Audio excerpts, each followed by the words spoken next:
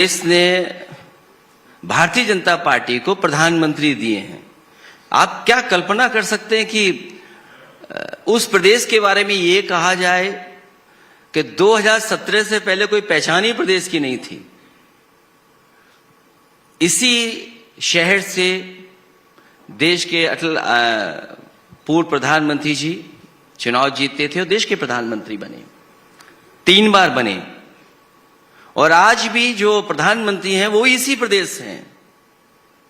तो पहचान तो थी इस प्रदेश की, और एक ऐसा प्रदेश जहां सब भगवानों ने जन्म लिया हो, उस प्रदेश को पहचान की जरूरत होगी। लोगों ने तो पहली बार तब पहचाना, कोई काला चश्मा लगा करके आए, तब पहचान हुई उनकी पहली बार। और जो बात स्टेट की है कि एक तरफ तो आपको इंफ्रास्ट्रक्चर बेहतर करना है, समाजवादी सरकार थी, जो काम हम लोगों ने किया वो आज भी एग्जाम्पलरी काम है।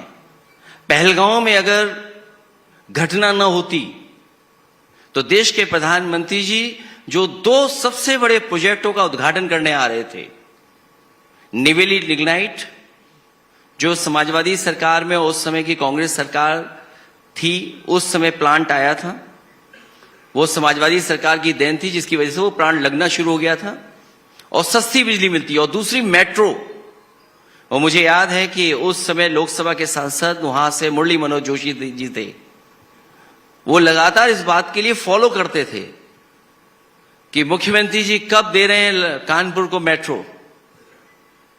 तो मैंने कहा कि आपकी मेट्रो बनेगी और उसका प्रस्ताव मैं दे चुका हूं, और मुझे खुशी इस बात की कि उसका जो मेट्रो समाजवादियों ने दी थी उसका उद्घाटन होने जा रहा था अभी। हालांकि वो चल रही है, लेकिन उद्घाटन होने जा रहा था।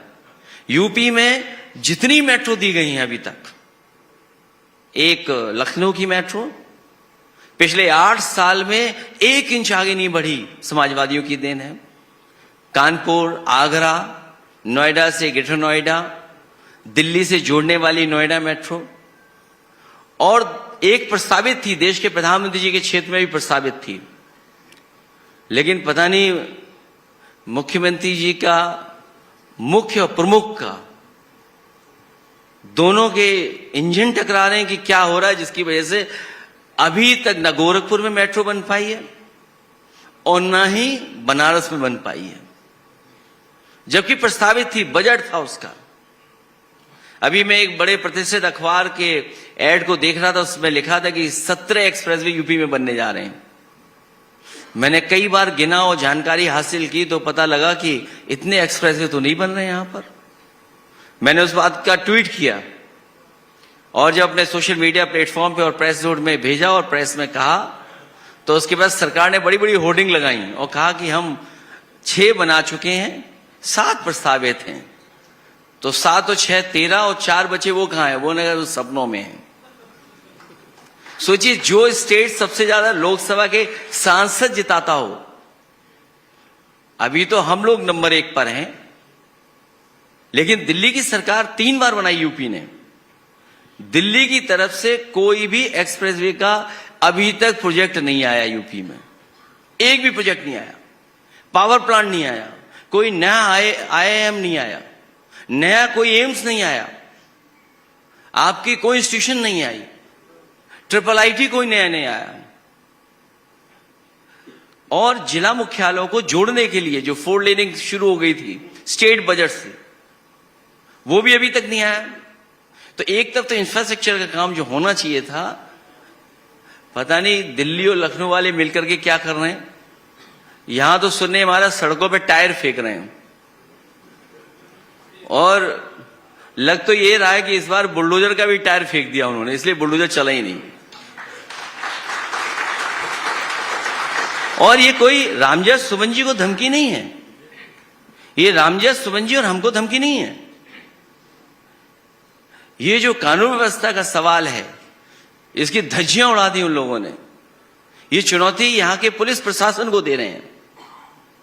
ये जो चुनौती मिली है वो उन लोगों के लिए है जिन्होंने 0 टॉलरेंस कहा हो, उनके लिए चुनौती है कि आपके स्टेट में कुछ भी हो रहा है और जिससे एफआईआर दर्ज हुई थी, एफआईआर दर्ज हुई थी, उसकी स्याही भी नहीं सूखी होगी, तब तक तो उन्हें रिहा कर दिया। सोचिए आप, रामविलास सुमन जी के साथ और दलित भाइयों के साथ जो अन्याय हो रहा है, और इस प्रदेश में महा अन्याय हो रहा है, जो नाइंसाफी हो रही है, पीडीए परिवार के लोग दूर से देख रहे हैं सब चीजें। इतनी नाइंसाफी कभी नहीं हुई होगी, अन्याय कभी नहीं हुआ होगा। और जो अन्याय कर करके खुश होता हो, वो अच्छा शासक नहीं हो सकता। और फिर वो तो ये कह रहे थे कि हम तो स्टेट की $1 ट्रिलियन इकोनॉमी बना देंगे। मुझे लगता है कि अधिकारी भी उन्हें घुमा रहे हैं, जैसे खुद वो गाय में घूम रहे हैं अधिकारी लोग, वैसे अधिकारी लोग घुमा रहे हैं। अगर $1 ट्रिलियन इकोनॉमी चाहिए तो उसके लिए इन्वेस्टमेंट कितना होना चाहिए, गवर्नमेंट की तरफ से इन्वेस्टमेंट कितना आना चाहिए, प्राइवेट इन्वेस्टमेंट कितना आना चाहिए। प्राइवेट इन्वेस्टमेंट किसी कारण नहीं आ रहा है अगर, तो गवर्नमेंट इन्वेस्टमेंट कहां है? और अगर गवर्नमेंट इन्वेस्टमेंट है तो दिख कहां रहा है, कहां पर लग रहा है इन्वेस्टमेंट? क्योंकि अगर इन्वेस्टमेंट आया तो आपने इंसेंटिव दिया होगा कोई ना कोई बजट से, उसके लिए बजट रखा होगा इंसेंटिव के लिए। सुनने में तो ये आ रहा है कि इंसेंटिव ही कमीशन बन गया है, जो इंसेंटिव दिया था वो कमीशन है। और अभी जो अधिकारी लापता हैं, अंडरग्राउंड हैं, वो कोई कमीशन और इंसेंटिव की वजह से नहीं लापता है, वो जो बंटवारा होना था उसमें झगड़ा हो गया, इसलिए वो लापता है, अभी भी अंडरग्राउंड है।